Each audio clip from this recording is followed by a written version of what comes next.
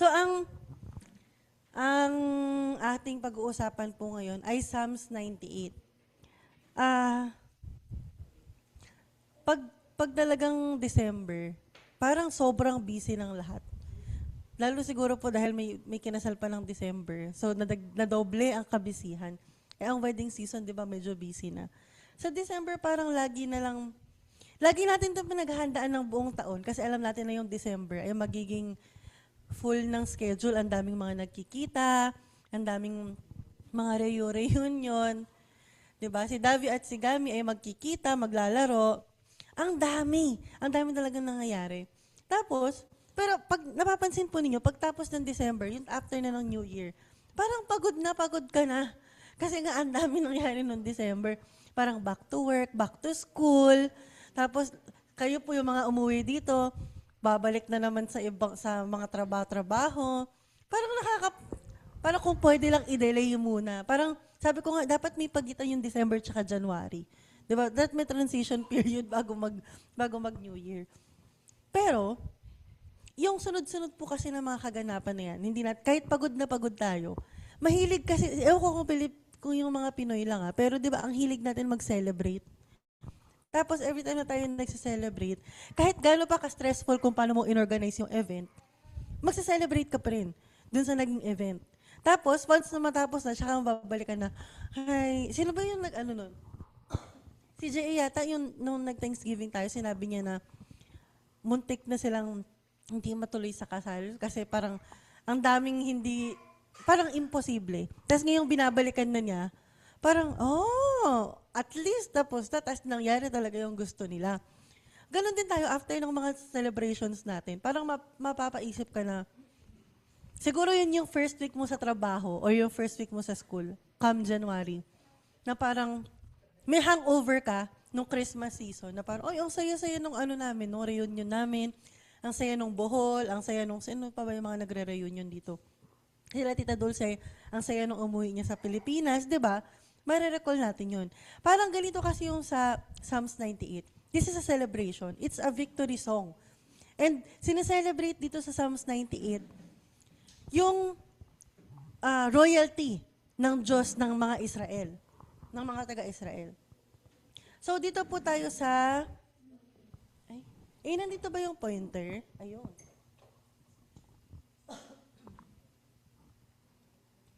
Psalms 98, verse 1 to 3. Tagalog po ba yung mga Bible ninyo? Okay. Buti na lang yung isang baby tulog, no? Kasi kung hindi, dalawa silang makulit. Hindi. Hindi pala makulit. Hindi makulit. Hindi. Wala. Wala na. Wala nang makulit. Verse 1.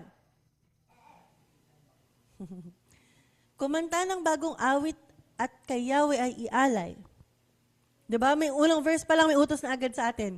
Kumanta ng bagong awit at kay Yahweh ay ialay. Pagkat mga ginawa niya ay kahanga-hangang tunay. I-breakdown lang po natin itong verse na to. Sinasabi po dito na may mga ginawa daw na kahanga-hanga si Ama, kaya umawit daw ng bagong awit.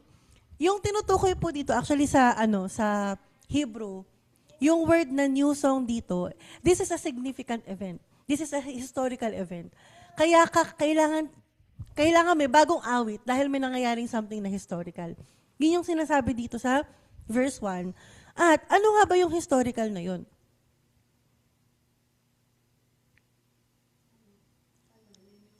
Sa next, naging English. Sa sariling lakas niya at kabanalan niyang taglay, walang hirap na natamo itong hangad na tagumpay. Ang tagumpay ni Yahweh, siya na rin ang naghayag. Sa harap ng mga bansa ay nahayag ang pagliligtas. Ang pangako sa Israel, lubos niyang tinupad. Tapat siya sa kanila at ang pag-ibig ay wagas. Ang tagumpay ng ating Diyos, kahit saan ay nahahayag. Yung pagiging matagumpay, ang pagiging victorious. Nararamdaman natin yung una sa lahat tuwing may argument kasi yung boyfriend o sa asawa, tapos nanalo ka, wala siyang nasalita. Diba, victorious ka, panalo ako. Hindi doon nagiging, ang sarap ng feeling ng manalo. Diba? nang mananalo ka sa kahit saang bagay. Nung isang araw, kasi meron po kaming reunion ng mga college friends ko. Kahit 5 lang kami, reunion na yung tawag namin. Ganun na yata pag tumatanda, konti lang kayo. Tapos alam niyo ba yung trending ng mga exchange gift? Yung binubuhos nila yung paper bag, tapos kukuha-kuha kayo. Meron kami isang category doon na something for fun. Yung category nung gift namin. Alam niyo po kung ano yung binili ko? Sige nga, mag-isip nga kayo ng something for fun. Pag exchange gift, tas something for fun. Bubble, ano yun? Plastic balloon. Something, boring ni mama magregalo. Sige nga, something for fun. Ano eh? Exchange gift yung pag-aagawan, yung makatotohanan naman. Oo. Ang niregalo ko po, ang niregalo ko, alam niyo yung scratch it, yung go banana, yung sa loto. Yung scratch it, tapos pag makapag-ano ka ng 3 number, mananalo ka. Nung bumili po kami, si Arjun, hindi papayag na hindi rin siya bumili. So bumili din siya ng scratch it niya. Tapos nung in-scratch po namin, nanalo kami. Diba? Magkano 70 pesos? 70 pesos. 20 pesos yung isang gano'n, tapos nanalo kami ng 70. Ang saya. Opo, binili niya rin yung 70 pesos. Pero yung feeling na, di ba, 70 pesos, tapos napanalunan mo yung 70 pesos. Ang saya kasi ng pakiramdam ng nananalo ka.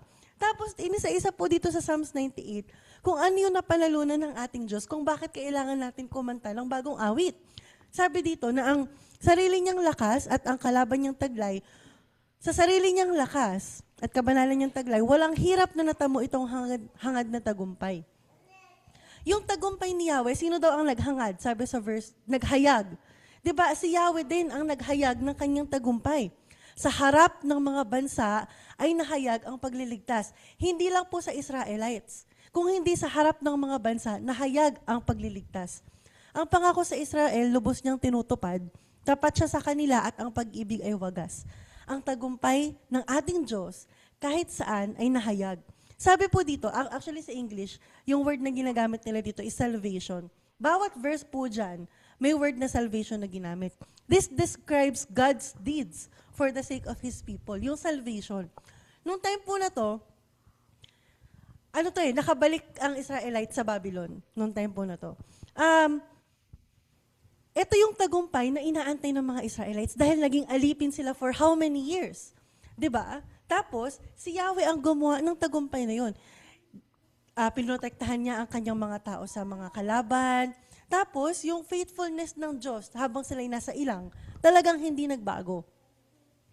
Itong verse 1-3 po, sinasabi dito na, kaya ka aawit ng bagong awit dahil God made salvation known through His people.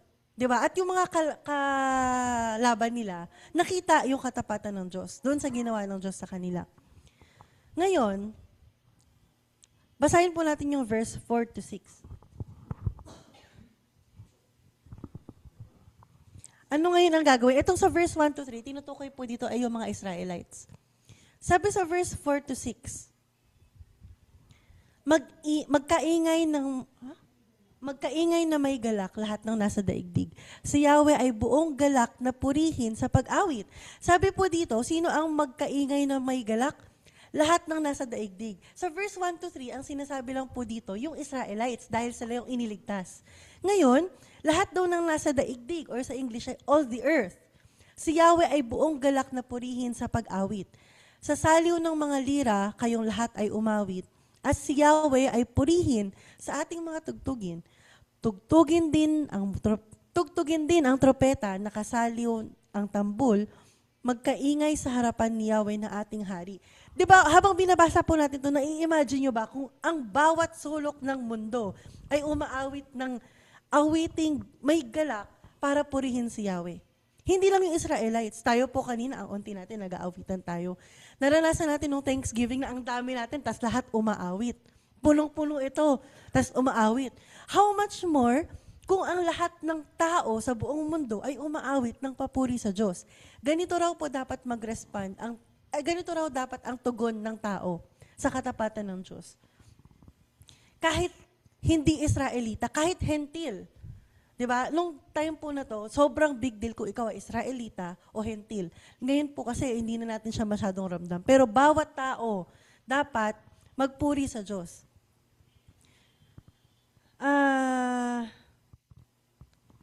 Yung sinasabi po dito na trompeta at saka yung tambuli. Ito po, nung time ng Psalms, na sinulat itong Psalms na to, ginagamit lang po ito tuwing may royal coronation o yung sa mga talagang hari. So the fact na sinasabi nilang gumamit kayo ng trompeta at saka ng tambol, ibig sabihin, napakalaking celebration na kailangan gawin sa Psalms 98. Di ba, Davi? Uy, nagising na ang playmate. Yari tayo dyan. Dalawa na po sila. Hindi po dinedescribe ng Psalms 98 na itong praise na gagawin or ang bagong awit ay yung casual lang. Di ba sa Psalms nga, 150 chapters to. Madami po tayong makikitang awit, lalo ang awit ni David. Pero itong Psalms 98, talagang specific na ito ay ginagamit para sa isang royal celebration of victory or triumphant victory. At tingnan po natin yung sinasabi sa verse 7 to 9.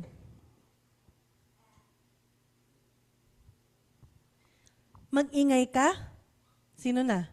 Karagatan at lahat ng lumalangoy. Umawit ang buong mundo at lahat ng naroroon. Tapos na po tayo sa Israel, tapos na tayo sa lahat ng tao sa bawat sulok ng mundo. Ngayon, creation itself, pinapag-awit.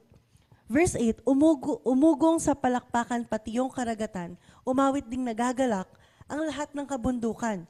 Si Yahweh ay dumarating, maghahari sa daigdig. Taglay niyang katarungan at paghatol na matuwid. So, lahat talaga, all creations that has breath, praise the Lord.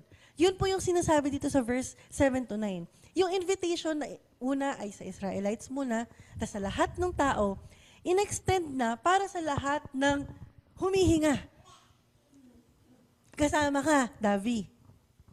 Magpupuri daw ang lahat dahil, ano yung sabi sa verse 9? Si Yahweh ay maghahari sa daigdig. Taglay niya ay katarungan at paghatol na matuwid.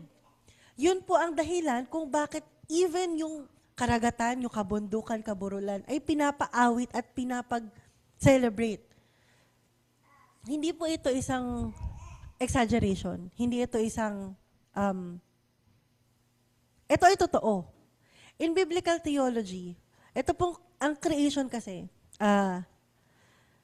kahit hanggang ngayon, malalaman po natin, maiintindihan natin yan. Ang creation or ang nature, sa madaling salita, ay nagsasuffer dahil sa abuse ng tao. Pero binaligtad nitong Psalms 98 na ang creation ay magdiwang dahil darating na at maghahari ang Diyos. Ang creation po kasi kahit ngayon ilan na lang ang natural resources sa Pilipinas. Nung nakita niyo po ba yung chocolate hills, green pa lahat? Green na green? Walang mga kalbo? Kasi, oo nga po, maulan. Pero malulungkot ka, di ba, ilang ilog ang natutuyo, yung Philippines nga po, hindi na 7,100 islands eh. Di ba? Alam niyo ba yung Luli Island? Ilan na ba ang islands ng Philippines? Talaga? Teka lang, i-search natin. Oh, dumami pa. 7,641 islands. Tapos, alam niyo kung bakit? Kasi nahahati-hati po sila eh. Pag lumilindol, di ba, ang Japan nga raw, lulubog. Alam niyo yung Luli Island? Saan nga yun, Arjun? Palawan? Alam niyo kung bakit siya tinawag na Luli Island? Lulubog, lilitaw. Kasi talagang pag high tide, lulubog po. Totoo po, lulubog siya talaga. At lilitaw siya pag low tide. So, ang creation talaga, it is suffering. Pero dito sa verse 7 to 8, inaanyayahan nitong psalmist na kayo, kabundukan, karagatan, kayo ay magdiwang dahil darating na si Yahweh at maghahari siya. At kapag ka po naghari ang naglikha o kumakawawa sa nature, hindi ba talaga dapat everything will benefit from that? From the creation itself up to humans. So binaligtad natin.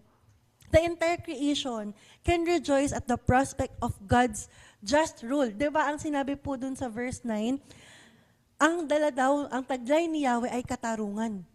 At ang hatol na matuwid. So, ang unang magre-rejoice dyan ay yung inaabusong creation. Di ba? Yun ang unang ginawa ng God eh. Gaano kaya kasakit sa Diyos na nakikita niyang inaabuso yung creation niya? Pero dito sa Psalms 98, nakikita po na hindi, magdiwang ka, parating na ang maghahari. Ngayon, bakit ito nga naman, ano nga naman ang Psalms 98 for us? Ngayon kasi sabi ko nga, ito yung season of celebration, season of joy, season of thanksgiving, season of happiness.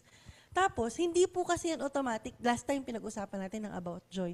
Ang joy, that's not automatic. Hindi tayo magiging joyful kung hindi natin makikita na ang Diyos ay kumilos. Di ba? Meron po yung application sa atin. Una, we should recognize God's action first. Bago tayo makapagdiwang, bago tayo makapagsaya or makapag-celebrate ng victory or ng triumph ng God, kailangan po muna nating ma-recognize kung saan nga bang aspeto ng buhay natin kumikilos ang Diyos. Last time, iniwanan ko kayo ng konting assignment na kapag kayo ay nahihirapan, nagsasuffer, meron kayong pinagdadaanan na matindi, tignan ninyo yung buhay ninyo at kung saan kumilos doon ang God. Hindi sa buhay ng iba, kundi sa buhay nyo. Ngayon, pag nakita nyo na po yun, tsaka kayo mapapalitan ng kagalakan or tsaka kayo makakapag-celebrate. You will recognize God's action first. You will see where God is moving in your life or your family, your community, your church, your friends, sa mga fur babies. Kumikilos din ang God sa mga fur babies natin. And then, what will we do next? We will respond with worship, dahil nga kumanta ng bagong awit, and obedience. Ang pag-worship po, hindi lang to yung awit eh. Diba? Ito yung pagiging aligned natin sa kung ano yung pinagagawa sa atin ng God. Ano nga bang pinagagawa sa atin ng God? Love God with all your heart, soul, mind, and strength. Ano ibig sabihin nun? Wala ka lang maititira sa sarili mo para sa hate. Wala ka lang maititira sa sarili mo para sa inggit.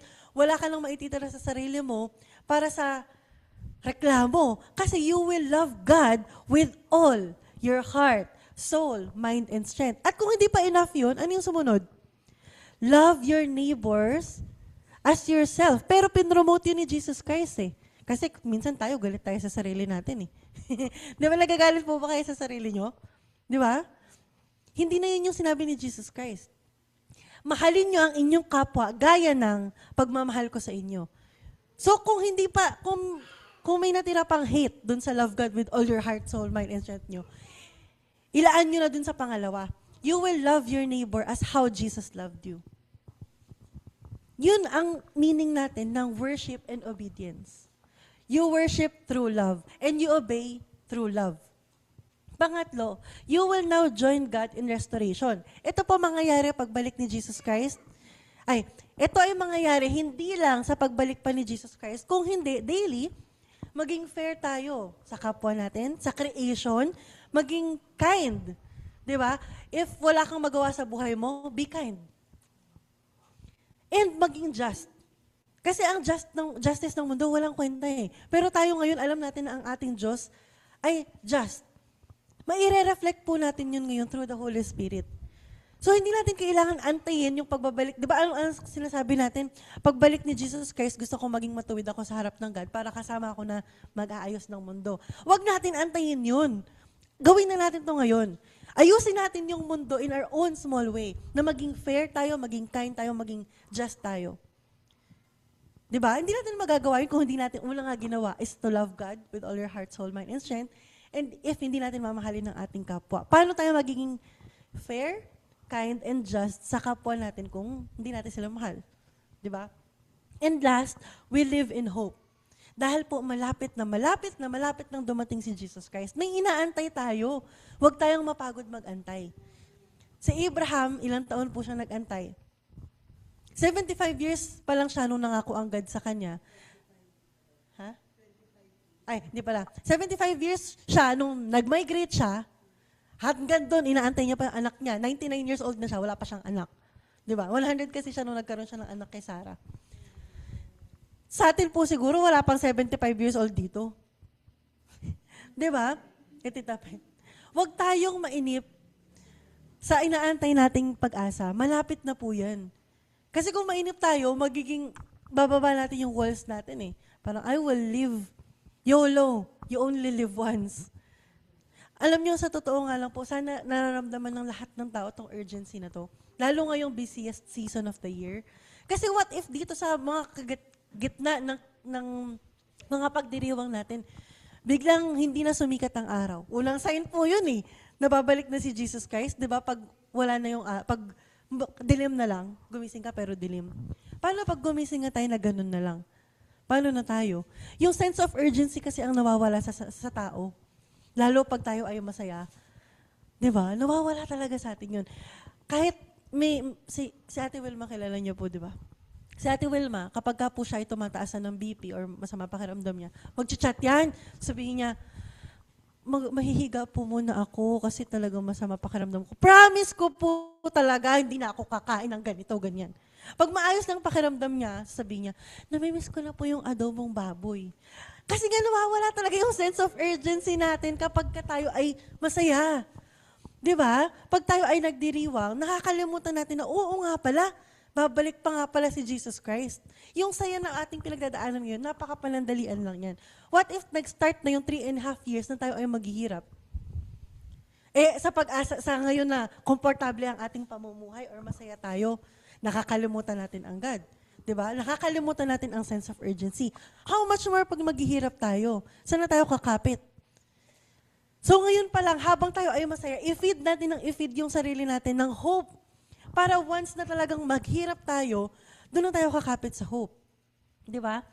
God's salvation, nag-start na po yan. Kaya nga, itong Christmas, ang dami nagdiriwang eh. Nag-start ang final, ultimate salvation ng God nung pinanganak si Jesus Christ. Hindi lang pa siya natatapos. Sino ang nagturo sa atin nun? Si Pastor Will yata. Na salvation is everyday. Daily. Kasi araw-araw tayo nililigtas ng Diyos. Hindi tayo ililigtas sa judgment. Hindi pa doon. Araw-araw tayong iniligtas ng God. Spiritually. What God began with, it reveals salvation. And it will continue hanggang sa pagbabalik ni Jesus Christ.